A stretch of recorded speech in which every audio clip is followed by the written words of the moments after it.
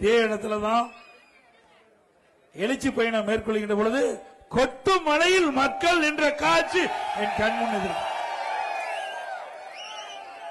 அந்த எழுச்சி பயணத்தின் போது நான் இதே இடத்தில் வந்து உங்களை சந்தித்தேன். மிக எழுச்சியோடு கொட்டும் மழையிலும் நனைந்தபடி நின்ற மக்களுக்கு என்னுடைய மகத்தான நன்றியை மீண்டும் பாதம் அணிந்து வணங்கி சமர்ப்பிக்கின்றேன். அதிமுக பொறுத்த வரைக்கும் இன்றைக்கு மக்களுக்காக தொடங்கப்பட்ட கட்சி அதிமுக கட்சி. உண்மைதானே? பொன்மனச்செம்மல் புரட்சி தலைவர் எம்ஜிஆர் அவர்கள் தொடங்கப்பட்ட கட்சி அதிமுக கட்சி.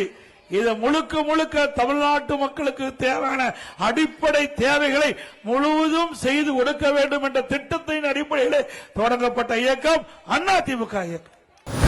நல்லாட்சின்னா எடப்பாடியார் தான். வாக்களிப்பீர் இரட்டை இலைக்கே. தேர்தல் நாள் 23 ஏப்ரல் 2026.